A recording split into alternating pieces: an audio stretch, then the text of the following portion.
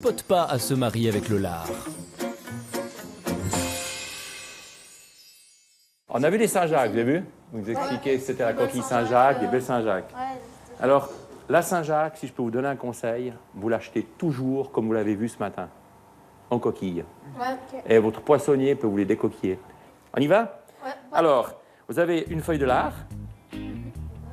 Vous avez posé dessus, c'est quoi ça pour vous? La sauge. Alors, vous avez posé la feuille de sauge, regardez bien en longueur. Ensuite, je vais très peu saler ma Saint-Jacques parce qu'il y a le lard. Hein. Donc, vous posez un tout petit peu de sel dessus, vous le passez. Et après, je vais mettre également un tour de moulin à poivre. Maintenant, vous allez prendre votre Saint-Jacques. La partie qui est assaisonnée, vous allez la poser sur la sauge.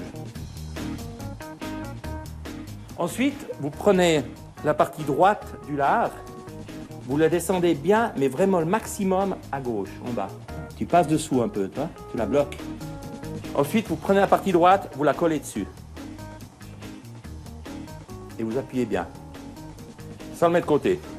Vous prenez la feuille de menthe. Basilic, pardon. Je vais voir si vous suivez. Et vous coupez légèrement, vous voyez? Ça coupe vachement bien. Voilà. C'est bon? Vous posez le basilic à l'intérieur et vous prenez la tomate et vous faites pareil. Vous coupez des petites lamelles.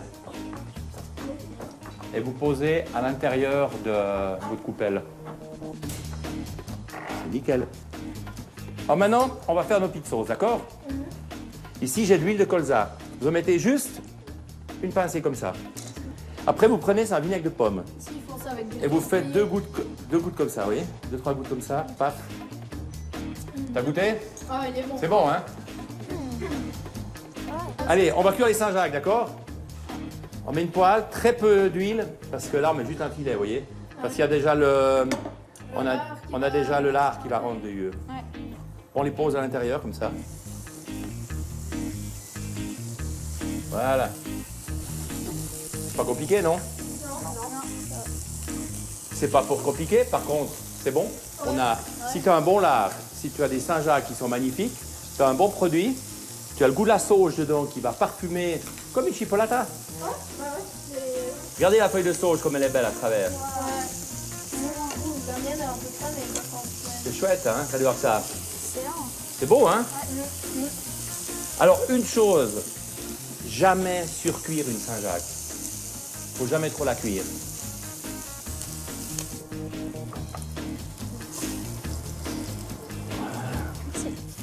Maintenant, vous allez prendre vos cuillères. On va bien mélanger notre tomate. Et vous prenez un petit peu de tomate. Trop bon. Excellent. Le colza qui vient derrière. Et après, vous mangez votre Saint-Jacques à la main.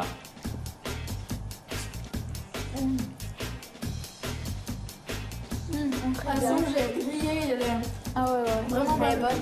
Ça vous plaît? Oui, quand même. La première, je l'ai trouvée très simple. Elle était faite en très peu de temps et ça donnait un très bon résultat.